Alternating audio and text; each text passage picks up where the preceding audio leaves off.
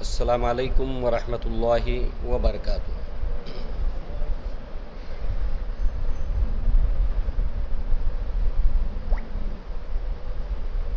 ان الحمد للہ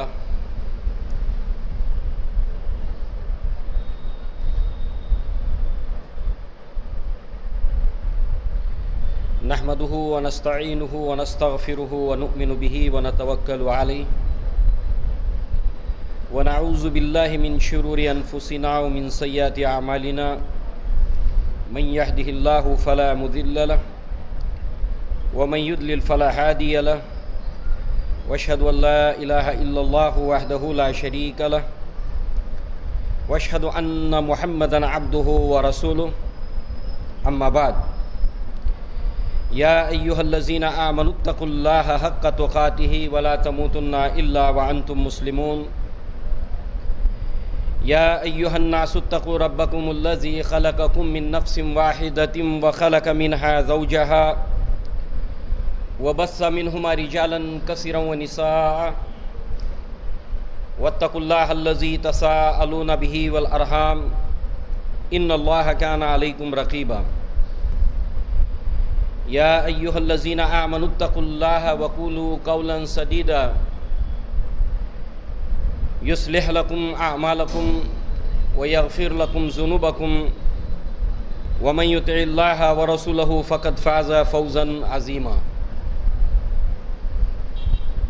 فإن خیر الحدیث کتاب اللہ وخیر الہدی ہدی محمد صلی اللہ علیہ وسلم وشر الامور محدثاتها وکل محدثۃ بدعہ وکل بدعۃ ضلالہ وکل ضلالۃ فی النار وقال اللہ تبارک وتعالی وما خلقت الجن والانس الا لیعبدون رب اشرح لی صدری ویسر لی امری واحلل عقدۃ من لسانی یفقہوا قولی اللہم ارنا الحق حقہ وارزقنا اتباعہ وارنا الباطل باطلا وارزقنا اجتنابہ آمین یا رب العالمین۔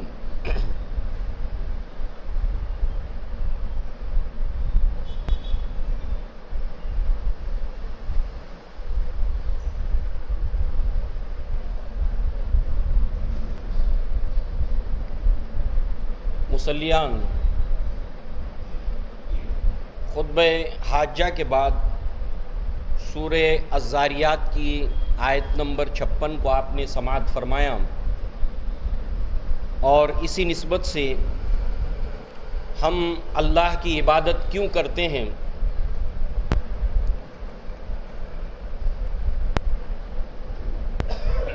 اس عنوان کی تفصیلات میں جانے سے پہلے اس عنوان کو دو طرح سے اگر ہم سمجھیں تو ہمارے لیے آسانی ہوگی۔ ہم اللہ کی عبادت کیوں کرتے ہیں؟ ایک سوالیہ نشان ہے۔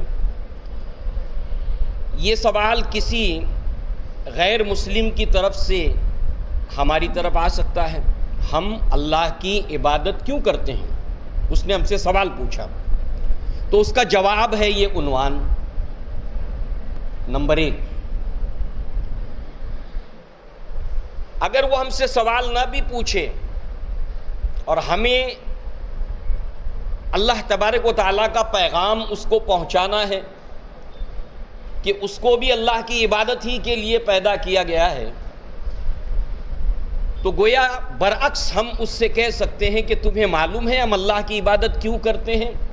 بات ایک ہی ہو گئی۔ اس نے ہم سے سوال پوچھا کہ آپ اللہ کی عبادت کیوں کرتے ہیں، یا ہم نے ان سے کہا کہ ہم اللہ کی عبادت کیوں کرتے ہیں تمہیں پتہ ہے؟ ان دونوں کا جواب ہے یہ۔ اور دوسرے، ایک مسلمان جو اللہ کی عبادت کرتا ہے، کرنے کا ارادہ رکھتا ہے، اسے معلوم ہو جائے، اسے بھی معرفت ہو جائے، اسے بھی سمجھ آ جائے کہ ہم جو اللہ کی عبادت کر رہے ہیں تو کیوں۔ اور جو مسلمان بے عملی کا شکار ہے، یعنی اللہ کی عبادت نہیں کر رہا، اسے بھی جاننا چاہیے کہ ہمیں اللہ کی عبادت کیوں کرنی چاہیے کہ ہم نہیں کر رہے ہیں۔ تو اس عنوان کے سوالیہ انداز کی وضاحت کے بعد اب آئیے ہم اس عنوان کی تفصیلات کی طرف دھیرے دھیرے بڑھیں۔ ہم اللہ کی عبادت کیوں کرتے ہیں؟ اس کا سادہ سا جواب تو یہی ہے جو یہ آیت ہے سورہ ذاریات کی، وَمَا خَلَقْتُ الْجِنَّ وَالْإِنسَ إِلَّا لِيَعْبُدُونَ۔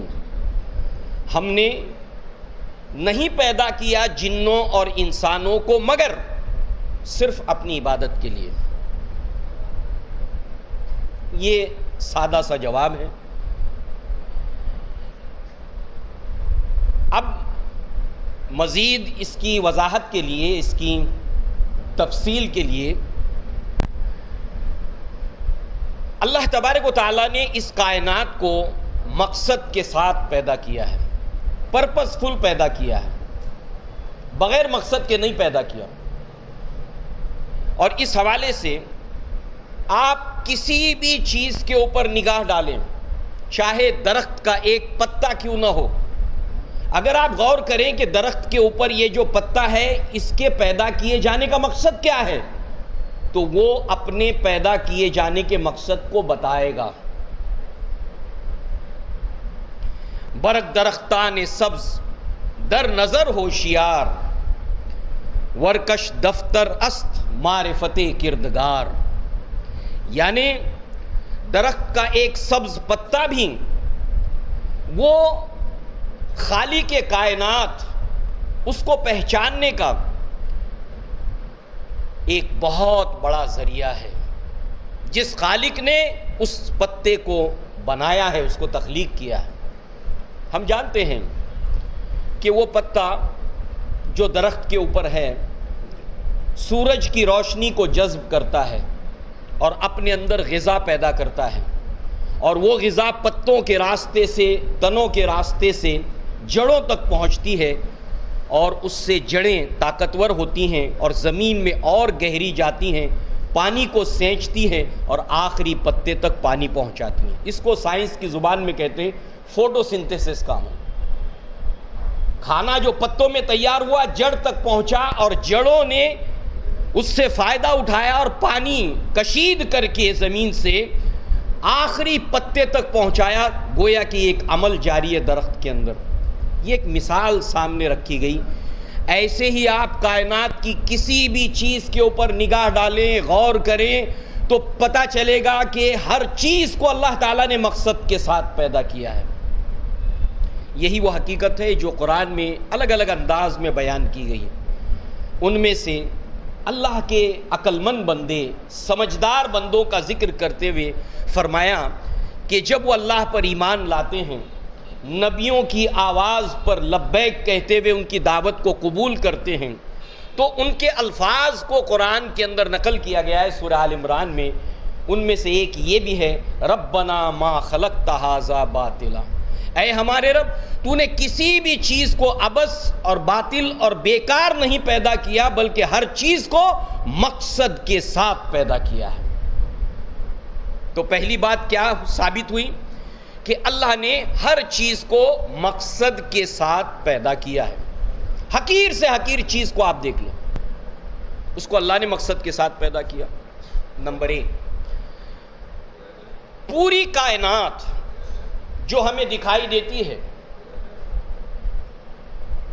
وہ آپس میں ایک دوسرے کے ساتھ میں کوآرڈینیشن کرتی ہے، باہمی ربط رکھتی ہے اور کوئی نتیجہ برآمد کرتی ہے۔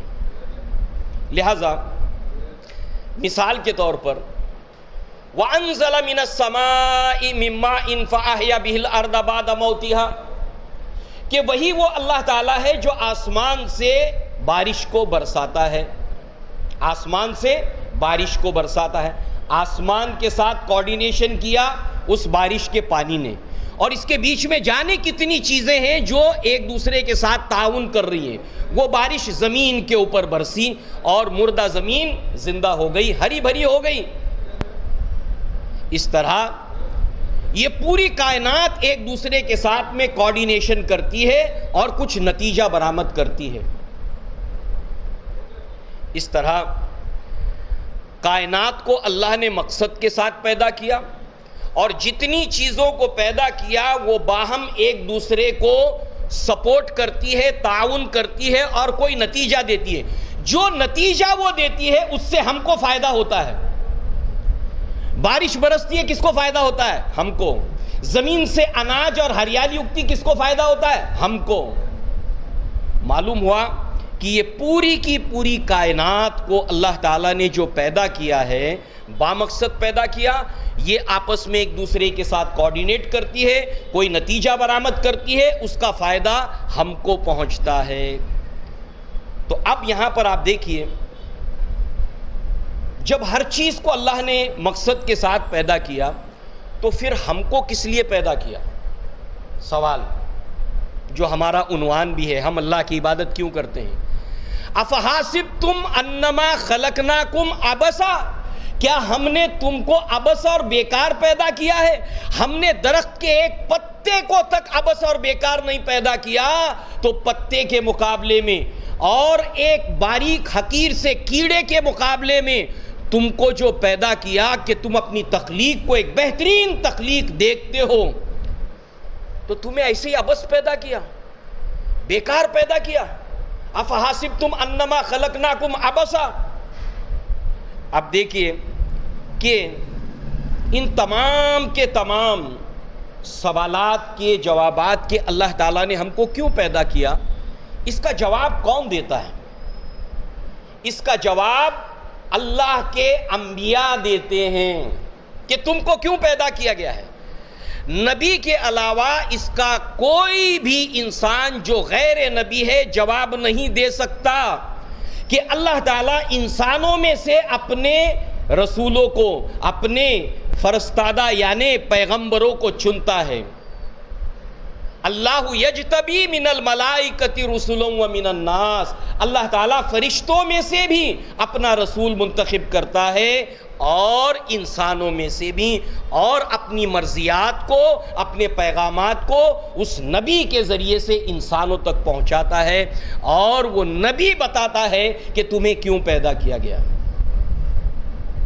اب نوح علیہ السلام سے آپ چلیے محمد صلی اللہ علیہ وسلم تک، جتنے انبیاء دنیا میں آئے ان کے درمیان ایک زمانی وقفہ ہے، ٹائم کے اعتبار سے ڈسٹنس ہے، ہزاروں سالوں کا، لاکھوں سالوں کا ڈسٹنس ہے، مگر ایک نبی جو آتا ہے اور صدیوں کے بعد دوسرا نبی آتا ہے، اس کے بعد دوسرا نبی آتا ہے، کسی کی باتوں کے اندر اختلاف نہیں ہوتا۔ اتنے گیپ کے باوجود سب ایک ہی بات کہتے ہیں، تمہیں کیوں پیدا کیا گیا ہے؟ عبادت کے لیے۔ جبکہ دنیاوی کسی بھی علم کو آپ دیکھ لیجئے کہ 100 سال پہلے جو بات کہی تھی کسی فلسفی نے، کسی سائنسدان نے، 100 سال کے بعد دوسرا آ کر اس کی بات کو رد کرتا ہے۔ مگر نبیوں کی پوری اتہاس کے اندر اگر آپ دیکھیں تو سب کی ایک ہی بات ہے، تمہیں کیوں پیدا کیا گیا؟ اس کا جواب ایک ہی ملتا ہے، عبادت کے لیے۔ وَمَا خَلَقْتُ الْجِنَّ وَالْإِنسَ إِلَّا لِيَعْبُدُونَ۔ اور پھر جو لوگ ان نبیوں کی باتوں پر ایمان لے آتے ہیں، جیسے کہ سورہ آل عمران کی آیت کا وہ حصہ ہم نے سنا، تو وہ عقل مند لوگ، اولو الالباب لوگ کہتے ہیں، ربنا اننا سمعنا منادیا ینادی للایمان ان آمنوا بربکم فآمنا، اے ہمارے رب، ہم نے سنا ایک پکارنے والے کی پکار کو کہ وہ پکار لگاتا ہے کہ ایمان لاؤ اپنے رب پر، تو ہم ایمان لائے۔ اور اللہ تبارک و تعالیٰ نے جو انسان کو تخلیق کیا ہے، اس کو جتنی بھی صلاحیتیں دی ہیں، اس کے اندر اللہ تعالیٰ نے اس کو جس فطرت کے اوپر پیدا کیا ہے وہ فطرت اسلام ہے، وہ اسلام کے مطابق اس کا نیچر ہے جس کے اوپر اللہ تعالیٰ نے اس کو پیدا کیا۔ اس حقیقت کو اللہ کے نبی نے یوں بیان کیا، کل مولود یولد علی الفطرہ، ہر بچہ فطرت کے اوپر پیدا ہوتا ہے، یعنی اسلام فطرت کے اوپر، نیچر کے اوپر پیدا ہوتا ہے۔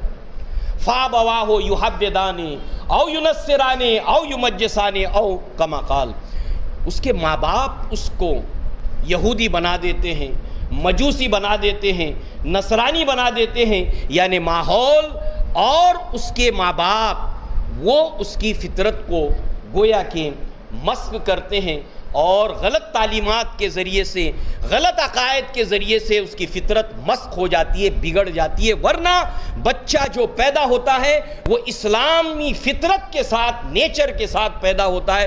جس طریقے سے ایک آم کی گٹلی میں پورا آم کا درخت موجود ہے، اس کو مناسب زمین ملے، کھاد پانی ملے تو اس سے جو درخت نکلے گا وہ آم کا۔ اسی طریقے سے جو بچہ پیدا ہوتا ہے فطرت اسلام کے ساتھ، اس کو اگر ماحول ملے، حالات ملے تو اس کے اندر سے جو چیز نکلتی ہے وہ اسلام ہی ہے۔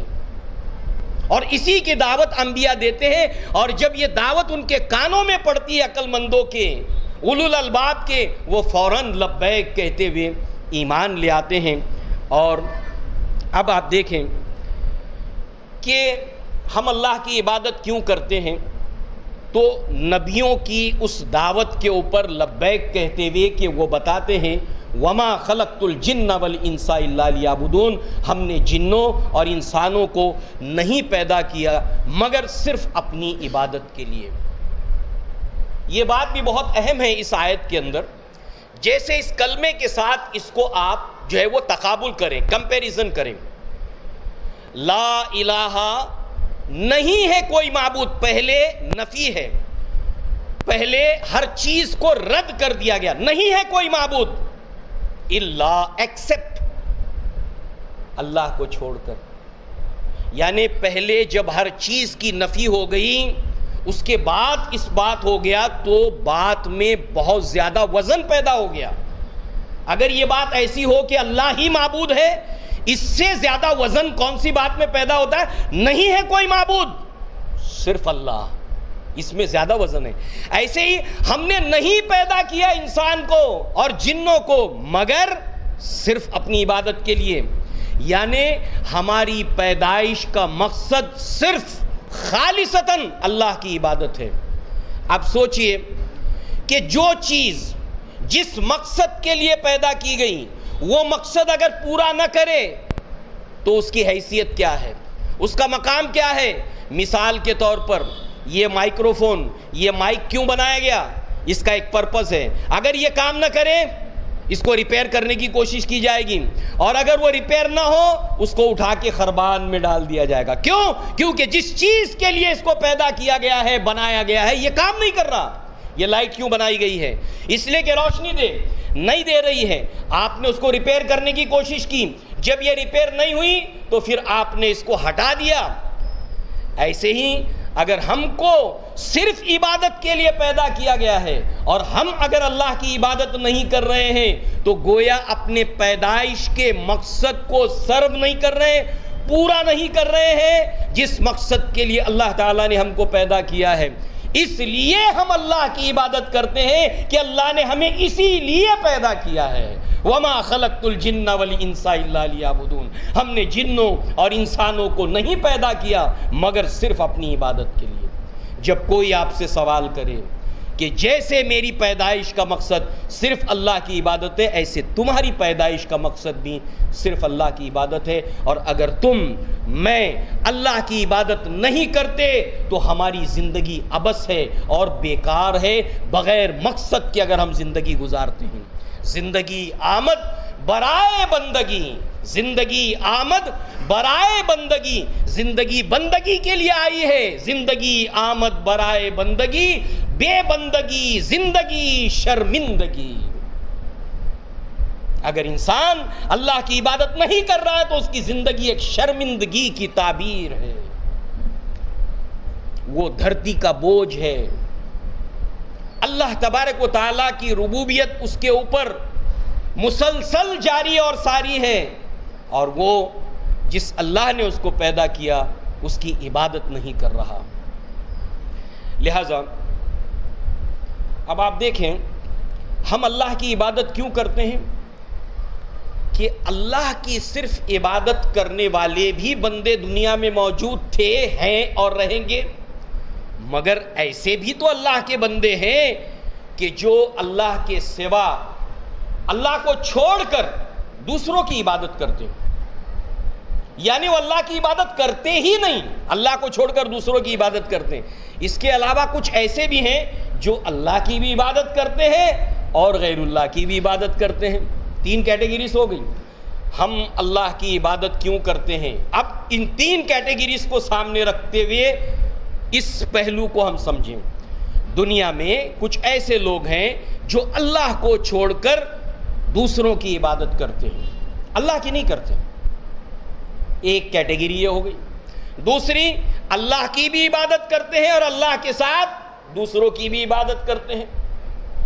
اور کچھ ہیں جو صرف اللہ کی عبادت کرتے ہیں۔ اللہ تعالیٰ نے اس حقیقت کو قرآن مجید کے اندر جگہ جگہ بیان کیا اور ان تینوں کیٹیگری کا ذکر کیا۔ تو ہم میں سے ہر انسان دیکھے کہ وہ کس کیٹیگری میں ہے۔ وہ صرف اللہ کی عبادت کر رہا ہے، اللہ کے ساتھ کسی اور کی عبادت تو نہیں کر رہا۔ تو معلوم کرے کہ ہم اللہ ہی کی عبادت کرنے کے لیے پیدا کیے گئے ہیں۔ لہٰذا اللہ تعالیٰ نے جو ہماری ربوبیت کرتا ہے اس نے اس کا جو ذکر کیا قرآن میں، وَمِنَ النَّاسِ، لوگوں میں سے کچھ ایسے ہیں، مَن يَتَّخِذُ، جنہوں نے بنا لیے ہیں، مِن دُونِ اللَّهِ ارباب، انہوں نے اللہ کو چھوڑ کر دوسرے رب بنا لیے ہیں، اور وہ ان سے ایسے محبت کرتے ہیں جیسے اللہ سے محبت کرنی چاہیے۔ عبادت کے ساتھ یہاں پر اب جو ہے وہ محبت کا لفظ آیا، اس لیے کہ ہمارا اب اگلا جو ذیلی عنوان ہے اس ٹاپک کا وہ اللہ سے محبت ہی کا ہے۔ اللہ تبارک و تعالیٰ کے لیے تزل جو ہے وہ خاکساری اور محبت ہی کا ہے۔ تو کچھ لوگ ہیں جو اللہ کو چھوڑ کر دوسروں کی عبادت کرتے ہیں۔ اب اللہ کے نبی صلی اللہ علیہ وسلم کے زمانے میں قرآن میں جب ایک آیت نازل ہوئی، جب اللہ تعالیٰ نے یہ فرمایا کہ لوگوں میں سے کچھ ایسے بھی ہیں جنہوں نے اللہ کو چھوڑ کر، من دون اللہ، اللہ کو چھوڑ کر کچھ ارباب بنا، اپنے علماء کو اور اپنے رہبان کو رب بنا لیا ہے۔ اتخذوا احبارہم ورہبانہم اربابا من دون اللہ، انہوں نے اللہ کی عبادت بھی کر رہے اور اللہ کے ساتھ ساتھ انہوں نے کیا کیا ہے؟ احبار یعنی علماء کو اور اپنے درویشوں کو رب بنا لیا۔ تو عدی بن حاتم رضی اللہ عنہ، یہ صحابی تھے، پہلے یہ عیسائی تھے، انہی کے بارے میں بات تھی، نصارہ کے بارے میں۔ تو وہ اللہ کے نبی کے پاس آیا اور کہنے لگے، اللہ کے رسول صلی اللہ علیہ وسلم، ہم نے اپنے علماء کو، اپنے درویشوں کو کبھی بھی رب نہیں کہا۔ اللہ کے نبی نے فرمایا، کیا وہ لوگ جس چیز کو حلال کہتے تھے تم اس کو حلال سمجھ کر اختیار نہیں کرتے تھے، اس کو قبول نہیں کر لیتے تھے؟ کہا ہاں ایسا تو ہے۔ وہ لوگ جس چیز کو حرام کہتے تھے جبکہ اللہ نے اس کو حلال کیا ہے، تم اس کو حرام سمجھ کر چھوڑ نہیں دیتے تھے؟ کہا ہاں۔